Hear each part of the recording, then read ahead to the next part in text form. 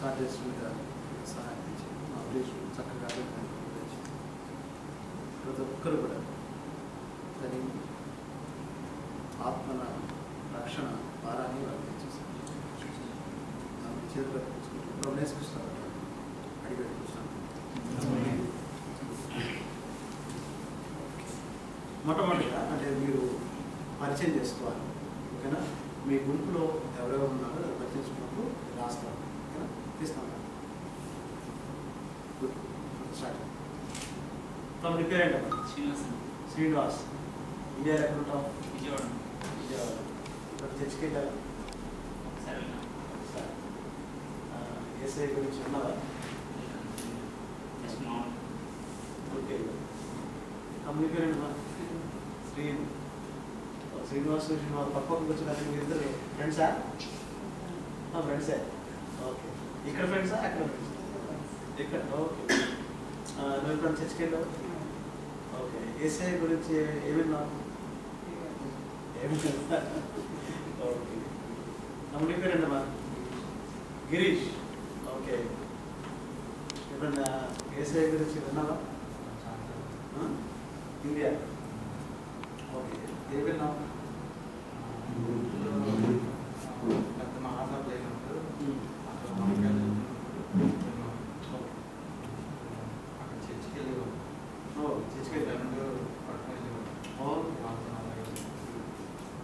అయ్యా మీ పేరు?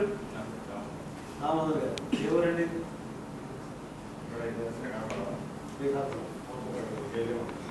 ఎంతకాలం వచ్చి సింగపూర్కి? ఎంతకాలం ఉంది సింగపూర్కి వచ్చి? సింగపూర్ 2000 వచ్చాయి. ఓకే. ఓకే. సో ఏస్ అంటే ఏసఐ ఎవరో తెలుసు, ఇక్కడికి వచ్చినా తెలుసు. మీ పేరు? వెంకటేష్. ఎవరమ్మా? ఇండియాలో ఎప్పుడన్నా చర్చికి వెళ్ళారా? ఓకే. ఏసఐ గురించి ఉన్నావా? ఏమున్నావు?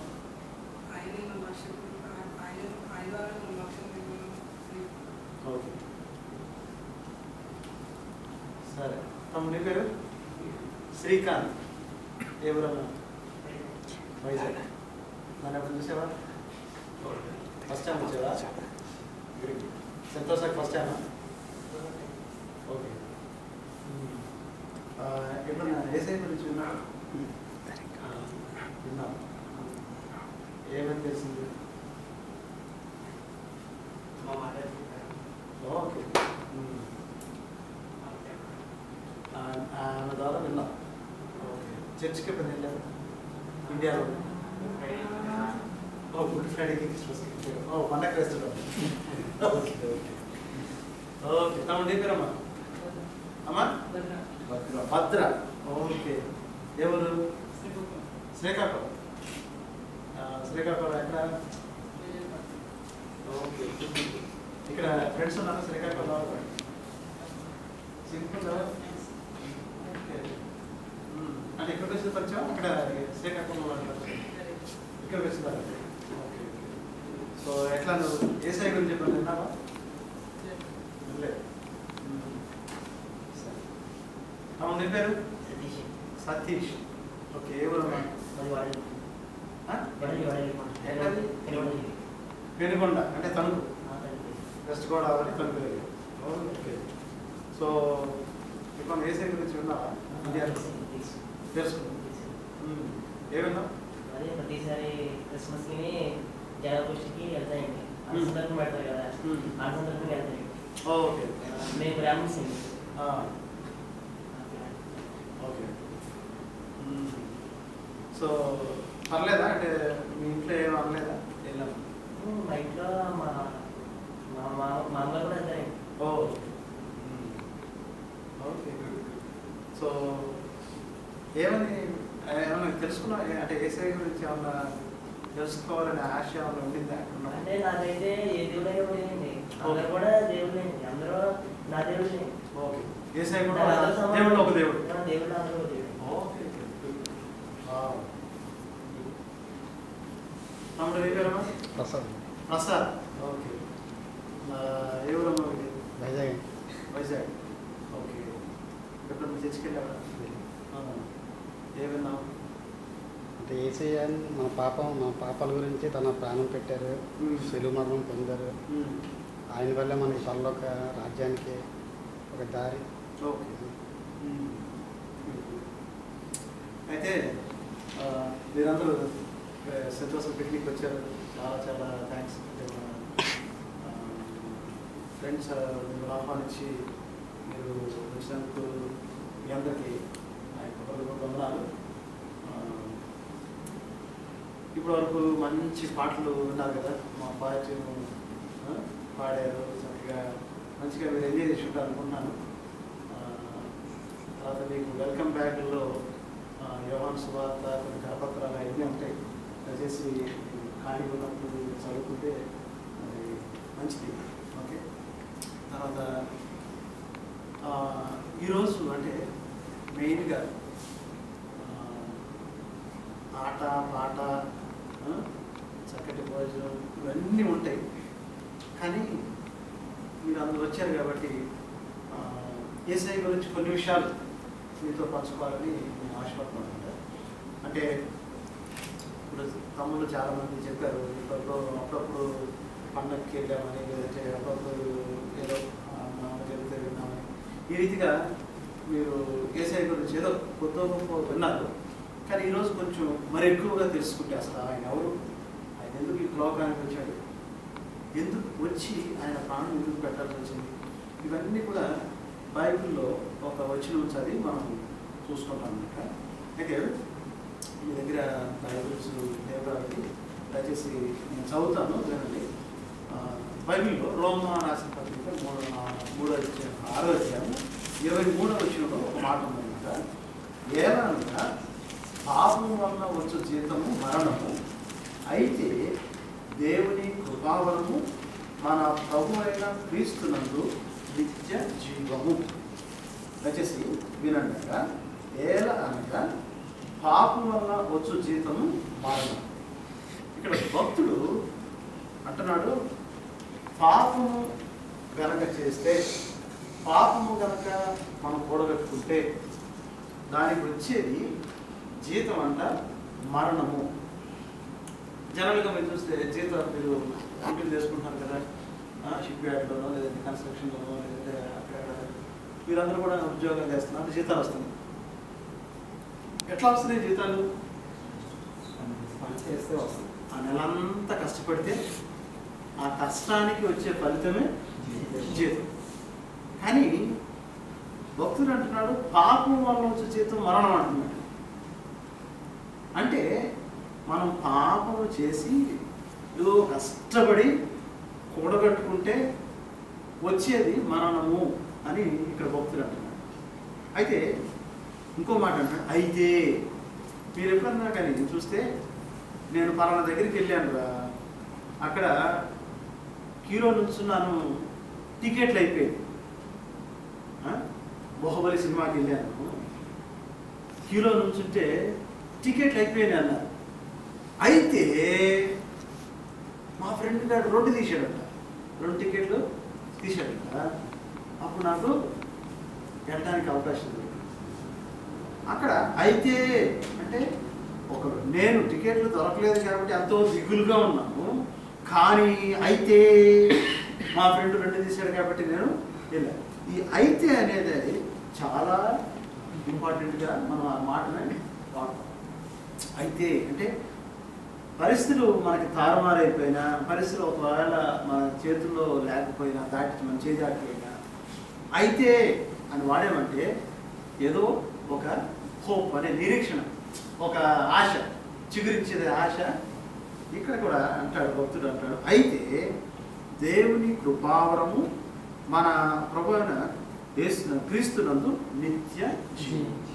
ఈ వచనాన్ని నేను మీకు కొంచెం విపులంగా వివరించాలని ఆశపడుతున్నాను.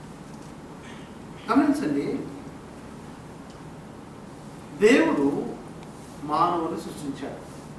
మానవుని సృష్టించినప్పుడు ఆదాము అవ్వ వాళ్ళ ఆది మానవుడు, వీళ్ళిద్దరూ కూడా దేవునికి చాలా దగ్గరగా ఉండేవారు. దేవునికి దగ్గరగా ఉండేవారు. అంటే సాయంకాలం పూట దేవుడు సాయం సమయంలో వచ్చి వాళ్ళతో సహవాసం చేసి వాళ్ళతో కలిసి వాళ్ళతో నడిచి ఇవన్నీ కూడా ఎంతో ఆహ్లాదకరంగా ఉన్న పరిస్థితులు ఉన్నాయి. బైబిల్లో ఆ మాటలు రాయబడి. అయితే ఒకానొక దినాన సాతానుడు సర్పం రూపంలో వచ్చి వారిని మోసగించి దేవుడు ఏదైతే చెప్పాడో ఏదైనా తోటలో ఒక వృక్షం ఉంది, అది మంచి చెడును తెలిపే వృక్షం, ఆ ఫలాలు మీరు తినొద్దు, తిన రోజున చనిపోతారు, ఆ ఫలాలు మీరు ముట్టకూడదు, వాడిని తిన్న రోజున మీరు నిశ్చయంగా చచ్చిపోతారని చెప్పి దేవుడు చెప్పాడు. మీరు అంటారు, చాలామంది అనుకుంటారు ఆ చెట్టు ఎదురు పెట్టాడు, చెట్టే లేకపోతే ఇంత కష్టాలు వచ్చాయి కాదు కదా. ఇప్పుడు మీరు చదువుకుంటారు కదా, మీరు అందరూ చదువుతున్నారు, 7వ తరగతి చదివారు అనుకున్నాం. ఆ 7వ తరగతి చదివిన తర్వాత ఎగ్జామ్ ఉంటుంది కదా. ఎందుకు ఉంటుంది ఎగ్జామ్? ఆ సంవత్సరం అంతా ఏం చదివావో పరీక్షించడానికి పరీక్ష ఉంటుంది, అంతేనా? సో ఆ పరీక్ష పాస్ అయితే అప్పుడు 8th క్లాస్కి వెళ్తారు, అంతేనా? సో అదే విషయంలో దేవుడు వీళ్ళని పరీక్షించడానికి ఆయన చెట్టుని పెట్టాడు. తినొద్దు, మీరు తింటే కనుక చచ్చిపోతారు, వీళ్ళని పరీక్షించడానికి పెట్టాడు. మీకు ఇప్పుడు అర్థమేమిటి? అర్థమైందా? అర్థమైంది. సో ఆ చెట్టు ఫలాన్ని తినొద్దు అన్నప్పుడు ఈ సాతానుడు వచ్చి వాళ్ళకి నేత్రాశ, శరీరాశ, జీవగుణం అనే విషయాలను చూపించాడు. అవ్వమ్మ దగ్గరికి వచ్చి ఈ అబద్ధాలు చెప్పి ఆ చెట్టు ఫలం తింటే కనుక మీరు దేవతల్లాగా అయిపోతారు, మీ యొక్క దేవుడితో సమానం అయిపోతారు, మీకు అనేక విషయాలు తెలుసు అని చెప్పి మోసకొచ్చి అవ్వమ్మను మోసకొచ్చి ఆ ఫలం తెలియదట్టు చేశాడు. ఆ ఫలం ఎప్పుడైతే తిన్నారో దేవుడు ఏం చెప్పాడు? మీరు నిశ్చయంగా చచ్చిపోతారు, ఆ తినమున మీరు చచ్చిపోతారని చెప్పి దేవుడు చెప్పాడు. ఎప్పుడైతే వారు చనిపోవటము అంటే అర్థం ఏంటంటే చనిపోవట, ఇక్కడ మరణం అన్నాం కదా, పాపంలో జీతము మరణము అన్నాం. మనం కూడా మన జీవితంలో చాలామంది చనిపోయారట. అంటే ఏంటి? మన దగ్గర నుంచి వారు వేరు చేయబడ్డారు. ఇలానే ఆదాము అవ్వలు కూడా దేవునితో ఎంతో సన్నిహితంగా దేవునితో పాటే సహవాసం చేసి ఆ ఏదైనా తోటలో ఎంతో ఆహ్లాదకర పరిస్థితిలో ఉన్న వీరు మరణము అనగా వీరు దేవుడి నుంచి దూరమైపోయారు. దూరమైపోయి ఆ యొక్క పాపము, శాపము లేదంటే నరకానికి పాత్రులుగా అయిపోయారు. అయితే ఈ యొక్క ఎట్లా అయ్యారు అనే దాన్ని నేను మీకు ఇక దీని ద్వారా వివరిస్తాను.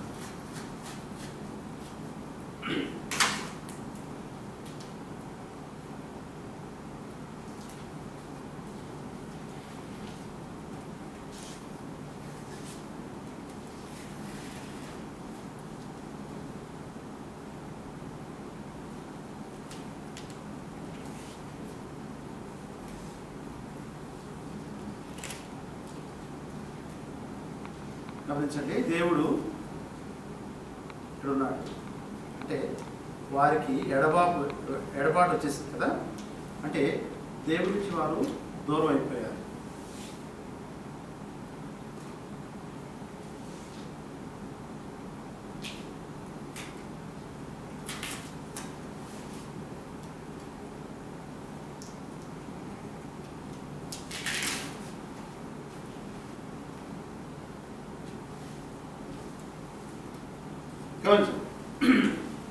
ఇక్కడ మనం చూసినట్టయితే ఎప్పుడైతే వారు దేవుడు తినొద్దు అని సెలవిచ్చిన ఫలాన్ని తిన్నారు, ఆజ్ఞను అతిక్రమించారు. దేవుడు ఒక ఆజ్ఞ ఇచ్చాడు, అది తినొద్దు, తిన్న మీరు నిశ్చయంగా చనిపోతారు. ఆ ఆజ్ఞను అతిక్రమించడం ద్వారా వారి పాపమును చేశారు. ఆజ్ఞ అతిక్రమమే పాపము అని బైబిల్లో రాయబడింది. ఈ యొక్క పాపమును కొంచెం జీతము మరణము, అదే నరకము లేదంటే నిత్య నాశనము అంటారు. ఈ యొక్క నరకానికి పాత్రులైపోయారు. ఇప్పుడు ఈ అవ్వమ్మ ఆదాము గురించిన స్టోరీ మనం దగ్గర ఇక్కడికి 6000 సంవత్సరాల క్రితం జరిగిన కథ. ఎన్ని సంవత్సరాలు? 6000 సంవత్సరాల క్రితం జరిగిన కథ ఇది. అయితే ఇప్పుడు ప్రస్తుతం నీవు నేను మనం చూసుకుంటే వాళ్ళు చేసిన పాపాన్ని బట్టి అది మనకు కూడా సంక్రమించి ఆ పాప స్వభావం మనలో ఉండటం బట్టి మనం కూడా దేవునికి దూరవస్తరమై అయిపోయాము. అంటే ఎందుకు దూరవస్తరమైపోయామంటే దేవుడు పరిశుద్ధుడు అంట. బైబిల్లో ఉంది దేవుడు పరిశుద్ధుడు, కానీ మనమేమో మన పాప స్వభావం మనం కలిగి ఉన్నాం. కాబట్టి ఈ యొక్క పాప స్వభావంలో ఉన్న మనిషి పరిశుద్ధుడైన దేవునితో సహవాసం చేసడానికి, ఎందుకంటే ఆయన ఎంతో మహిమలో పరిశుద్ధతలో ఉన్నాడు. ఇప్పుడు మనం పాపులకు ఉన్నాం కాబట్టి ఆయన దగ్గరికి మనం చేరుకోలేము, ఆ పరిశుద్ధుడైన దేవుని దగ్గరికి మనం చేరుకోలేము. కాబట్టి ఈ యొక్క దూరం వల్ల ఈ యొక్క పాపం మనకు దూరం చేసింది. అంటే బైబిల్ గ్రంథంలో ఒక మాట ఉంటుంది, యెషయా గ్రంథంలో ఒక మాట ఉంటుంది ఏంటంటే, రక్షింపు నేర్పున్నట్లు యెహోవా వస్త్రం కొరచ కాలేదు, మీ దోషములు మీకును మీ దేవునికి అడ్డముగా వచ్చినవి. అంటే పాపము మనకు దేవునికి అడ్డముగా వచ్చినవని బైబిల్ గ్రంథం చెప్తుంది. అది యెషయా 59:12 1-2లో మనం చూసుకుంటాం. అయితే గమనించండి, ఇప్పుడు ఈ దూరం అయిపోయిన మనము, లేదంటే దేవునికి మనకు సంబంధం కోల్పోయిన మనము, ఈ పాపంలో వచ్చే జీతము అంటే నరకానికి పాత్రలుగా ఉన్న మనము, మనకు ఏ నిరీక్షణ ఏమీ లేదా అని మాకు డౌట్ రావచ్చు కదా. అయితే చాలాసార్లు మనం ఏం చేస్తామంటే మతములు అని ట్రై చేస్తాం. ఈ మతములు అనే దాన్ని బట్టి దేవుని దగ్గర చేరాలని మనం ట్రై చేస్తాం. వేదాలు ఏం చెప్తున్నాయంటే మతాలు మధ్యలోంచి పుట్టినాయి, మతాలు మధ్యలోంచి పుట్టినాయి. ఈ మతాలు మనల్ని మోక్షానికి చేర్చలేదు. మతాలు మంచి కాదా అంటే చాలా మంచి. ఎందుకు? అది చేయొద్దు, ఇది చేయొద్దు, అక్కడికి వెళ్ళొద్దు, ఇక్కడికి వెళ్ళొద్దు, అది తినొద్దు, ఇది తినొద్దు అని మనకు ఏది మంచిదో, ఏది మంచిగా అనిపిస్తుందో దాన్ని చెప్తాయి. కట్టడం ఉంటాయి, నియమాలు ఉంటాయి, ఇవన్నీ కూడా మతాలు. కానీ ఈ మతము మనల్ని మోక్షానికి చేర్చదు. అన్న క్రైస్తవ మతం అందుకంటే చేర్చదు. కాబట్టి మనం ఈ మతం నుంచి ఆ మతం, ఆ మతం నుంచి ఈ మతం, ఆ మతం, మతాలు మారినంత మాత్రాన మనం మోక్షానికి చేరుకోలేదు. కాబట్టి ఇక్కడ చూస్తే ఎంత గ్యాప్ ఉంది? చాలా పెద్ద గ్యాప్. కొంతమంది వాళ్ళు పుణ్యకార్యాలు చేసి దేవుడి దగ్గర చేరుకుందాం అనుకుంటారు. పుణ్యకార్యాలు చేసి దేవుడి దగ్గరికి చేరుకుందాం, కానీ వారి పుణ్యకార్యాలు దేవుడి దగ్గరికి చేస్తారు. మీకు ఒక ఎగ్జాంపుల్ చెప్తాను, ఉదాహరణ చెప్తాను. కొన్ని సంవత్సరాల క్రితం ఒక డాక్టర్, చాలా మంచి డాక్టర్, ఎంతో మందిని దగ్గర 99 మంది చక్కటి ఆపరేషన్ చేశాడు. చనిపోతున్న వాళ్ళని సైతం బతికించాడు. చనిపోతున్న అంటే ప్రాణాపాయంలో కొట్ట విటాడుతూ పనోపుల్లో ఉన్న వాళ్ళు కూడా ఆయన దగ్గర తీసుకుని ఆపరేషన్ చేసి ఆయన బ్రతికించాడు. కానీ ఒక రోజున ఫుల్గా తాగేసేసి ఏం చేశాడు? ఫుల్గా తాగేసేసి ఒక పేషెంట్ వచ్చినప్పుడు పొరపాటున ఆ పేషెంట్కి ఒక చోట చేయవలసిన ఆపరేషన్ వేరే చోట చేసి ఆ పేషెంట్ చనిపోయాడు. అప్పుడు వాళ్ళు తీసుకెళ్ళి ఆ యొక్క పేషెంట్ ఎవరైతే చనిపోయాడో ఆ వ్యక్తి తాలూకా వాళ్ళు పోలీస్ కంప్లైంట్ ఇచ్చాడు. పోలీసు వాడు డాక్టర్ దగ్గరికి వచ్చి అడిగారు, డాక్టర్ గారు ఈ వ్యక్తి ఎందుకు చనిపోయాడు? ఆయన అంటున్నాడు, అయ్యా నేను చాలామంది రక్షించాను, ఇప్పటివరకు 99 మందికి ఆపరేషన్ చేశాను, ఎంతో దీంట్లో ఉన్న ఏది కనవపురితో ఉండి ఇంకా ఒక 2 క్షణాల్లో చనిపోతున్న వాళ్ళని బతికించి వాళ్ళని సజీవులుగా చేశాను. ఎంతో మంది 99 మంది చేశారండి. ఆ రోజు ఏదో చిన్న పొరపాటున చనిపోయాడు అంటే ఆ పోలీస్ అధికారి అన్నాడు, అయ్యా చూడండి, మీరు పొరపాటు చేశారో ఏది చేశారో కానీ ఆ వ్యక్తి బ్రతికే అవకాశం ఉన్నా మీ చేతుల్లో చనిపోయాడు కాబట్టి మేము అరెస్ట్ చేయక తప్పదండి అని అరెస్ట్ చేసి కోర్టులో ప్రవేశపెట్టారు. జడ్జి గారు అడుగుతున్నారు, అయ్యా డాక్టర్ గారు ఏం చేశారు అన్నప్పుడు మళ్ళీ అదే స్టోరీ, నేను చాలా పుణ్యకార్యం చేశాను, నేను వాళ్ళకి ఇంత సాయం చేశాను, వాళ్ళకి ఇంత నా రాబడిలో నేను పేదవాళ్ళకి చాలా సాయం చేశానని, అన్నదానాలు చేశానని. కానీ 99 మంది రక్షించానండి.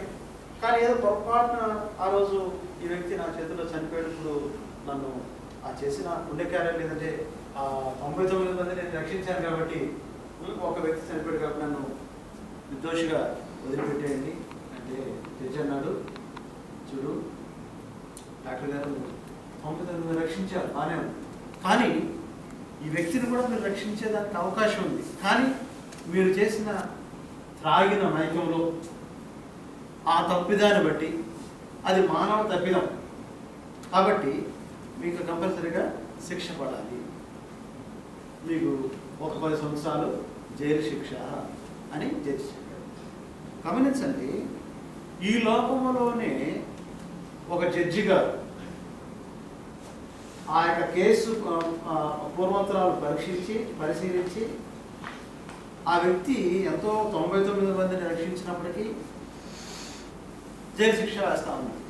అంటే ఈ 99 మంది రక్షించిన ఈ యొక్క పట్టిక లేదా ఈ యొక్క పుణ్యకార్యాలు ఈ ఒక్క వ్యక్తి చనిపోయిన దానికి ఏమైనా కొట్టేసినాయా అంటే కొట్టేయలేదు. మరి పరిశుద్ధుడు కోటానుకోట్ల దూతల మధ్య ఎంతో పరిశుద్ధులు పోగబడుతున్న ఆ దేవుడు న్యాయవంతుడైన దేవుడు. ఆయన దగ్గర మన పుణ్యకార్యాలు పనిచేస్తాయా అంటే ఎంత మాత్రం ఉంది. బైబిల్లో ఒక మాట ఉంటుంది, మీ నీతి క్రియలన్నీ కూడా మురికి పేరికలు అని బైబిల్లో చెప్పాలి. కాబట్టి మా పుణ్యకార్యాలు దేవుని దగ్గరికి చేర్చాలి.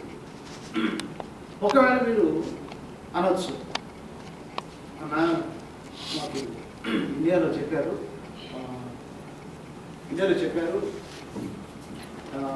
మీరు కనుక మన దగ్గరికి వెళ్ళి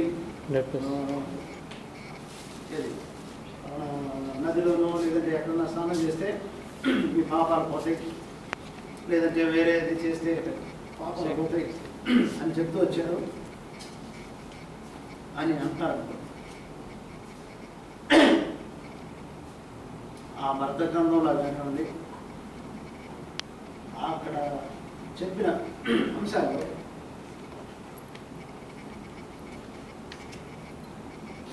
ఎక్కడైనా కానీ ఇన్ని పుణ్యకార్యాలు చేస్తే మీ పాపాలు పోతాయి, ఇన్ని మంచి కార్యాలు చేస్తే మీ పాపాలు పోతాయి అని ఎక్కడన్నా రాయబడి ఉందా? ఏ మత గ్రంథంలో కానీ ఏ పూజారి అయినా కానీ పళ్ళ బుద్ధి చెప్పగలుగుతారు? చెప్పలేదు, ఎక్కడ కూడా రాయబడలేదు. సో కాబట్టి ఎన్ని చేస్తే మనకు మోక్షం వస్తుంది అనేది ఎవరు కూడా చెప్పలేదు. కాబట్టి మన పుణ్యకార్యాలు మనల్ని మోక్షాన్ని చేస్తాయి. ఇంకొకటి దాన ధర్మాలు. అయ్యా నేను చాలా దాన ధర్మాలు చేశానండి, అసలు నా సంపాదన అంతా కూడా దాన ధర్మాలకి వెళ్ళిపోయింది. ఎన్నో నేను కొన్ని వేల మంది అనాథ పిల్లలు పోషిస్తూ వచ్చాను కాబట్టి నా పాపాలన్నీ కూడా వాటితో నేను కడిగేసుకుంటానండి అంటే ఇన్ని వేల మందికి లేదంటే ఇంత మందికి విధవరాళ్ళకి ఇంత డబ్బు ఖర్చు పెడితే నువ్వు ఆ యొక్క మోక్షానికి వెళ్ళే మార్గం లేదంటే ఆ మోక్ష దాన్ని కొనుక్కోగలము అని ఎక్కడన్నా ఉందా? ఎవరన్నా దాన్ని కొలత చెప్పగలుగుతారు? సో కాబట్టి మన పుణ్యకార్యాలు కానివ్వండి, మతాలు కానివ్వండి, దాన ధర్మాలు మన మోక్షానికి చేర్చు.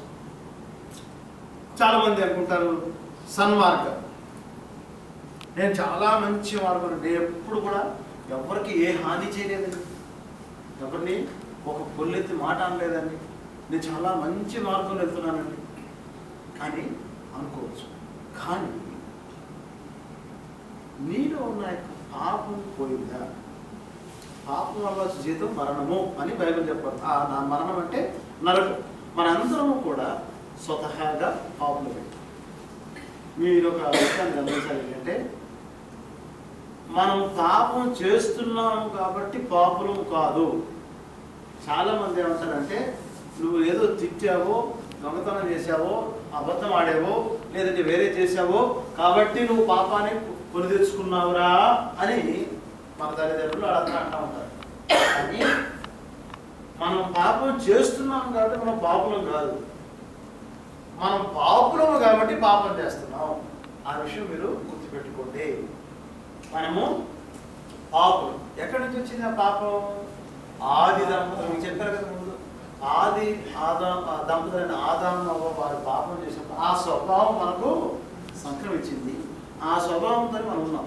అందుకే నేను మీకు ఎగ్జాంపుల్ చెప్పాను. ఒక చిన్న పిల్లోడు ఉన్నాడు, వాడిని తీసుకెళ్ళి మీరు వాడికి అబద్ధం ఎట్లా ఆడాలో నేర్పించవసరం. ఆటోమేటిక్గా అబద్ధం వచ్చేస్తుంది. ఎక్కడ నుంచి వచ్చింది? ఎవరు నేర్పించారు? వాళ్ళ అమ్మ ఊరేంటి అబద్ధం ఆడాలని నేర్పించిందా? ఎందుకు? ఆ పాప స్వభావం వాళ్ళు ఉంది కాబట్టి అబద్ధం ఆడుతున్నాడు. దొంగతనం చేస్తాడు, వెళ్ళిపోయి కిచెన్లోకి వెళ్ళిపోయి షుగర్ నోట్ వేసేసుకుంటాడు. ఎలా తిన్నావా? తెల్లదు అంటాడు. అంటే ఏంటి? దొంగతనం చేశాడు, మళ్ళీ పైగా అబద్ధం ఆడుతున్నాడు. ఇవన్నీ ఎక్కడి నుంచి వచ్చినాయి? పాప స్వభావం అన్నమాట. సో మనం పాపులాను కాబట్టి వాడు ఏం చేస్తున్నాడు? దొంగిలిస్తున్నాడు, అబద్ధం ఆడుతున్నాడు. సో ఈ విషయాన్ని మీరు గమనించాలి. సో కాబట్టి మన ఏ మార్కు ఈ యొక్క సన్మార్గాలు మనల్ని పరలోకానికి చేర్చు అన్న. మరి ఇంకా ఇవన్నీ అయిపోతే మరి ఇంకా మాకు వేరేది ఏమి మార్గం లేదా? అందుకే వచనంలో ఏముంది? అయితే దేవుని కృపావరము మన ప్రభువైన క్రీస్తునందు నిత్య జీవము. సో ఇక్కడ మనకు ఒక చిన్న నిరీక్షణ వచ్చింది. ఈ వచనంలోనే ఒక చిన్న నిరీక్షణ. అయితే అన్నాడు. అయితే అంటే దేవుని కృపావరం మన ప్రభువు అయిన క్రీస్తునందు నిత్య జీవము. ఇప్పుడు ఈ యొక్క అంశాలు మనం చూసుకున్నాం. మనం దేవునికి దూరంగా ఉన్నాం. ఏ యొక్క విషయాలు కూడా మనల్ని పరలోకానికి చేర్చలేవు అని రూఢి అయిపోయింది. ఎవరన్నా ఇక్కడ చెప్పగలుగుతారా? అన్న నేను ఫలానా మార్గం ద్వారా లేదంటే ఫలానా విషయం ద్వారా దేవుడిని చేరుతాను అని చెప్పగలుగుతారా? లేదంటే మీకు తెలిసిన మార్గం ఏమైనా ఉందా?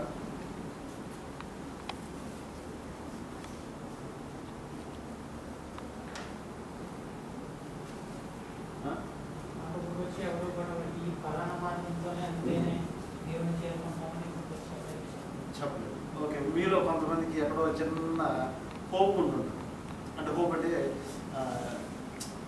కొంచెం చర్చికి వెళ్తే నేను దేవుడి దగ్గరికి వెళ్తానని అనుకుంటా ఉంటారేమో. ఎక్కడో ఉంటుంటుంది.